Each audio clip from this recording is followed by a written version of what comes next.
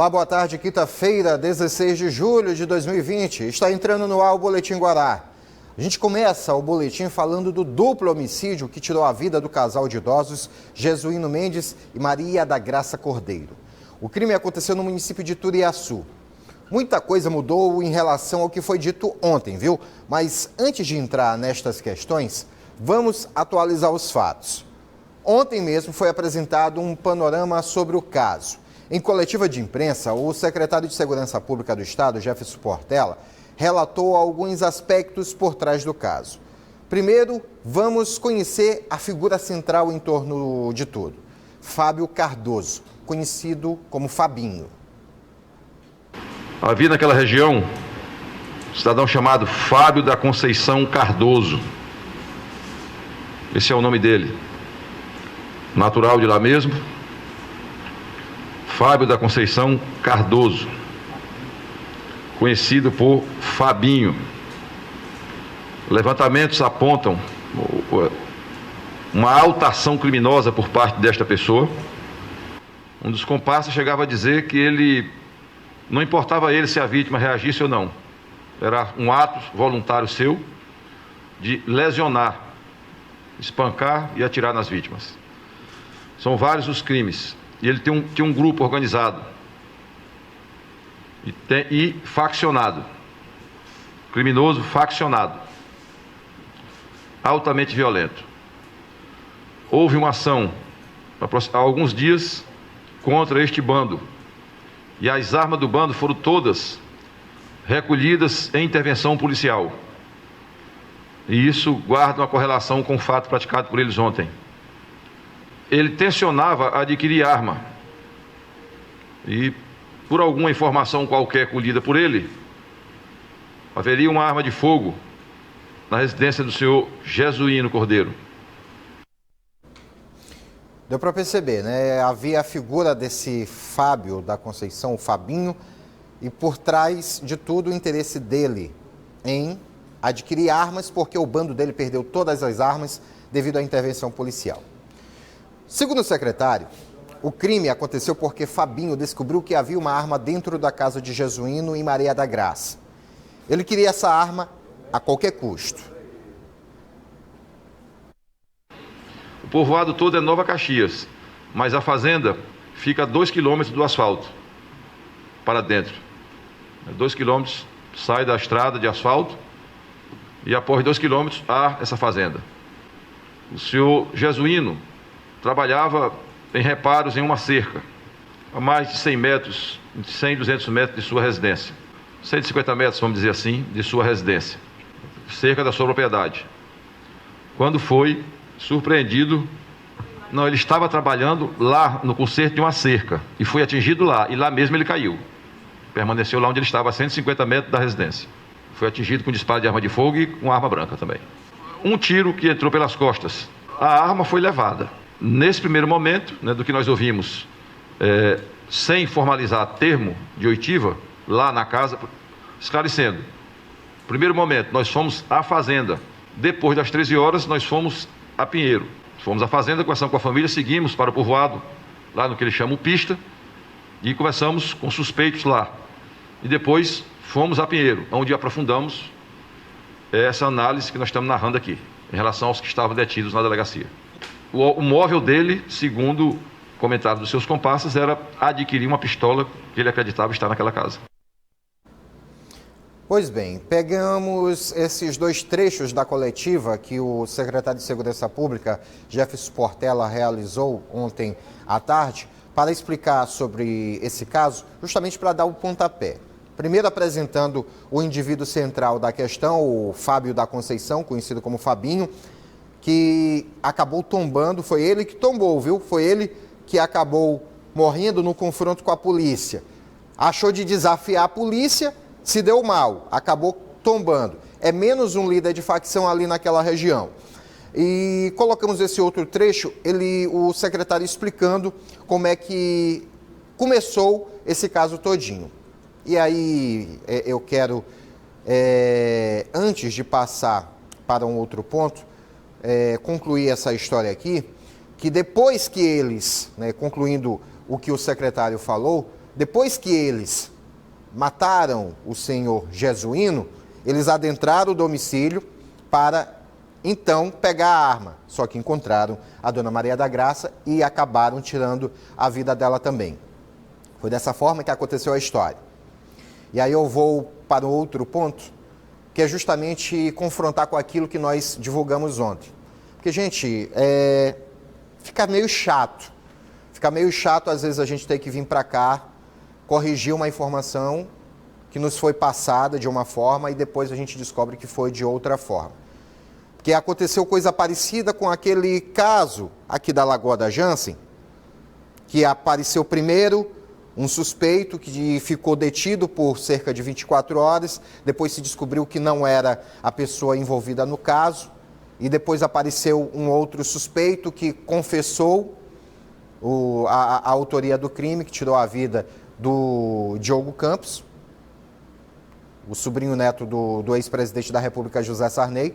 Coisa parecida agora acontece, quando se aponta o envolvimento de uma pessoa que seria um mentor de tudo, e nós falamos isso ontem aqui, aí à tarde na coletiva toda a história é modificada, a pessoa não tem nada a ver. Uma situação chata para a gente, viu, da imprensa. Porque uma versão foi passada aqui para a gente. Aí de repente à tarde é um outro cenário. A gente até entende que as investigações acabem revelando a história diferente do que se imaginava num recolhimento superficial de informações. Mas acho que seria bom que essa superficialidade fosse aprofundada pelo menos 1 centímetro, 1 milímetro, para poder passar a informação correta, para depois a gente não ter que vir aqui dizer que houve uma mudança de versões e até mesmo às vezes se contradizer. Dessa vez, a gente tem a garantia, a certeza de que tudo que foi passado aqui foi com base nas informações que foram repassadas à imprensa. Tudo. Graças a Deus, houve, né, a mudança de cenário, e o que a gente percebe é que se aproveitaram da presença de um casal de idosos dentro do domicílio. Não sabemos nem se eles conheciam a identidade desse casal, as ligações familiares que esse casal tinha, que eram pais de um parlamentar, pais de um presidente de uma autarquia da esfera estadual.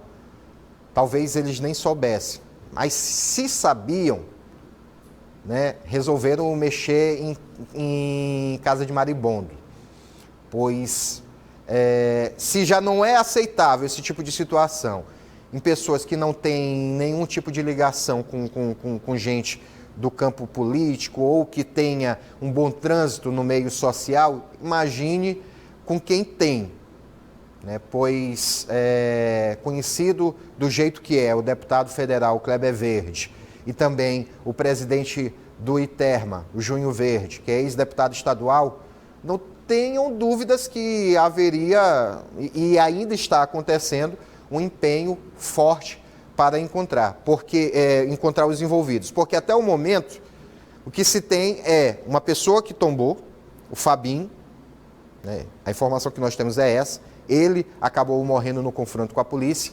Outras 2 pessoas foram detidas, mas que não tiveram envolvimento direto nesse crime, mas as pessoas tinham ligação com o Fabinho, inclusive com elas foi encontrada arma, foi encontrado droga com essas pessoas, encontraram droga e armas com essas pessoas, e acabaram sendo detidas. E agora a polícia está em busca de 2 indivíduos, mais uma mulher, que teriam participação direta nesse crime, que aconteceu dessa forma. A versão de ontem foi: invadiram a casa, atingiram com uma paulada a dona Maria da Graça, esfaquearam ela, tiraram a vida dela, o marido teria ouvido, tentou reagir, acabou sendo arrastado para o lado de fora e foi assassinado. Essa é a versão de ontem. A versão de ontem, antes da coletiva. A versão pós-coletiva faz até mais sentido. Chegaram, encontraram o seu Jesuíno ali na área do sítio, atacaram ele primeiro, tiraram a vida do seu Jesuíno, depois adentraram o domicílio, tiraram a vida da Dona Maria da Graça, para tudo isso por conta de uma arma de fogo. Tudo isso por conta de uma arma de fogo. E aí a gente chama a atenção para um outro fato. Um casal de idosos. Gente, não dá para deixar idosos, crianças, sozinhos em casa. Principalmente se alguém souber que dentro daquele domicílio tem algo de seu interesse. Bandido invade domicílio por qualquer tipo de coisa. Se houver facilitação, vai sentir mais vontade ainda de adentrar o domicílio. Se tiver só uma criança, um casal de idosos, como foi nesse caso, sozinho dentro da casa, o bandido vai se sentir mais forte para poder entrar. Seja para levar um aparelho de TV, seja para levar uma geladeira, um aparelho de DVD, um notebook, ou para pegar uma arma, como nesse caso. Caso semelhante aconteceu com um amigo nosso, jornalista. Os pais deles também foram vítimas. História bem parecida. Moravam num sítio, aqui mesmo dentro da região metropolitana. Foram vítimas de ataque também de bandidos e tiveram que se mudar de lá. O fim é que foi diferente. Os pais desse colega nosso do jornalismo não tiveram o mesmo fim do casal Jesuíno e Maria da Graça. Então, vocês filhos, os netos também, atenção aos idosos da família. Pensem 2 vezes antes de deixar em casa sozinho. Por mais que tenham ainda vigor para fazer as atividades, como é do caso do seu Jesuíno, que estava consertando a cerca lá do sítio, por mais que tenham ainda vitalidade e boa memória, boa consciência para poder viver sozinho, fiquem sempre atentos. E também fiquem em casa, porque nós voltamos já com o Boletim Guará. Temos entrevistas no próximo bloco.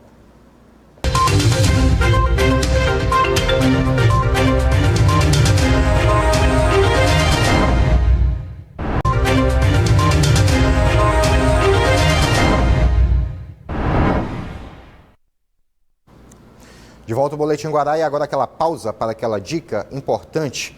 A gente sabe que neste momento difícil toda ajuda é bem-vinda. Por isso, a Equatorial Maranhão traz de volta a promoção Energia em Dia. É uma promoção pensada para realmente ajudar as pessoas. São sorteios todo mês de 1 ano de supermercado de R$500. Isso mesmo, 1 ano de supermercado de R$500 por mês. É uma boa notícia, né?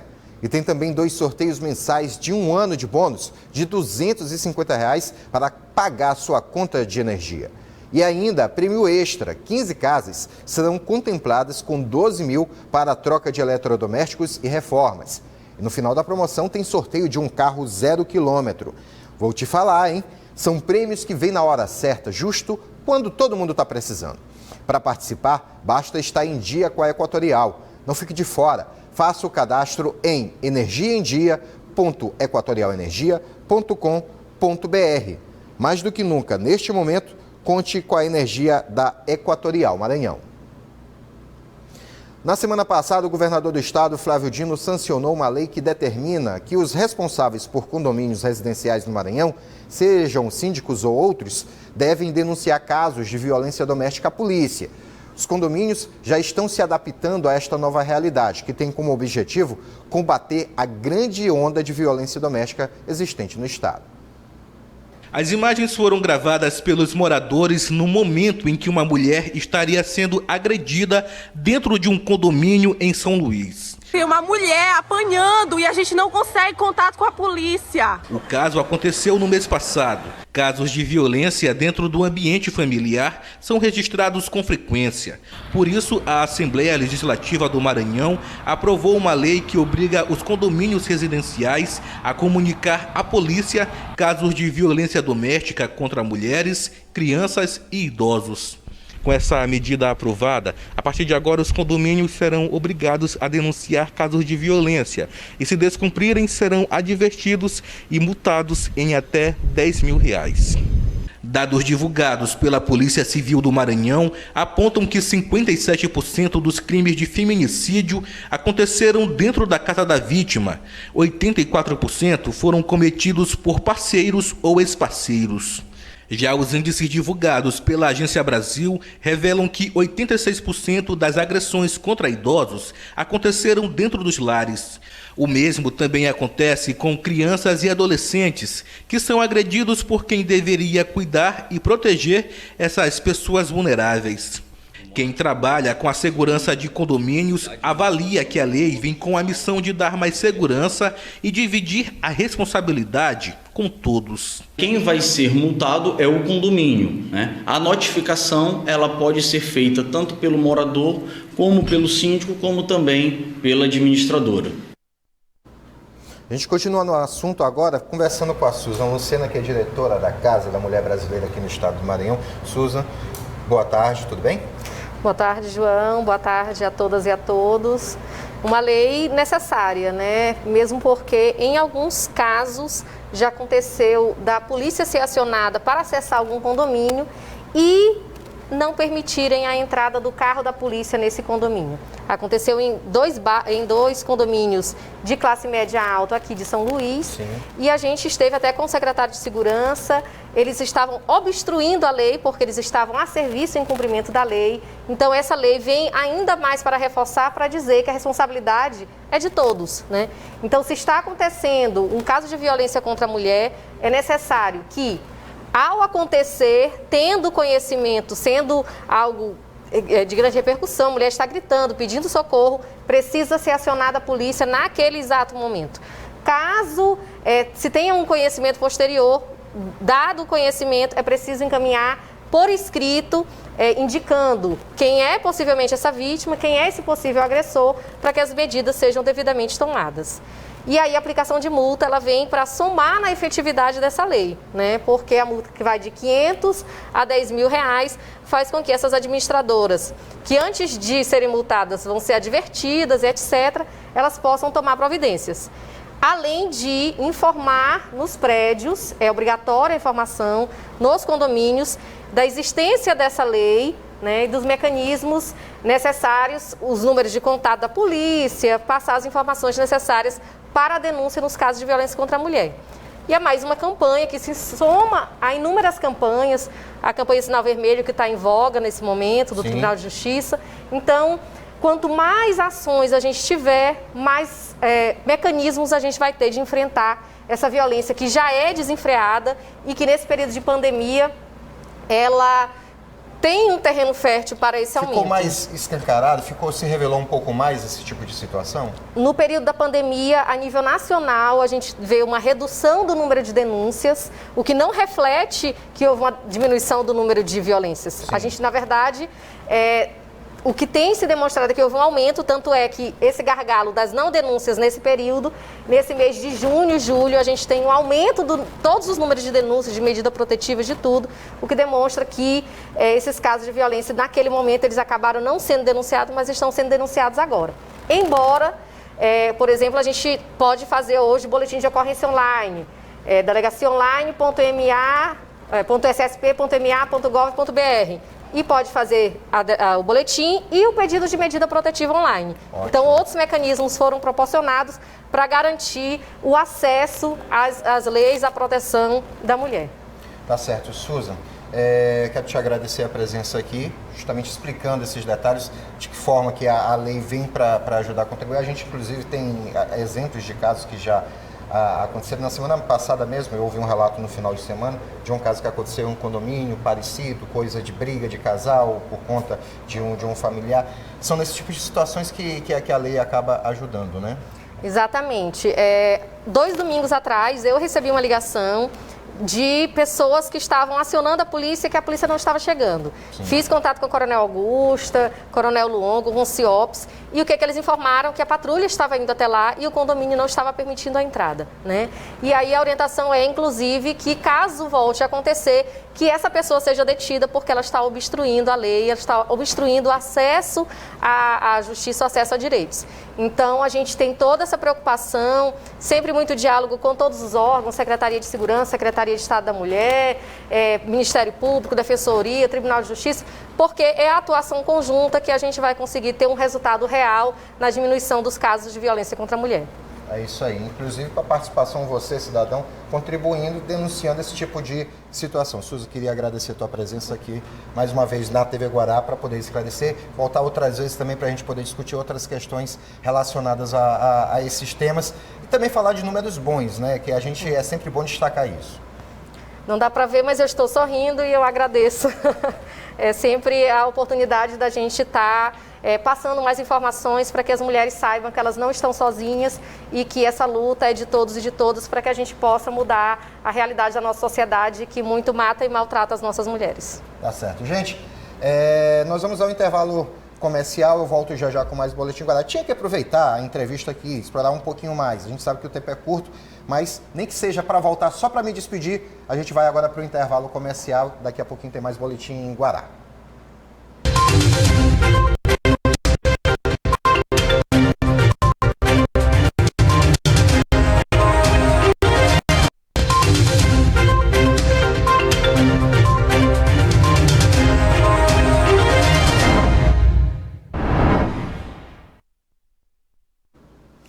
Como eu disse, ia voltar só para me despedir, mas quero passar antes uma informação que é importante, porque faleceu na madrugada de hoje uma das filhas do deputado Arnaldo Melo, a Mariana Melo.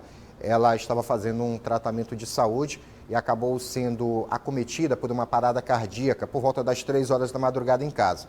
Ainda foi socorrida, mas não resistiu. Acabou falecendo no hospital.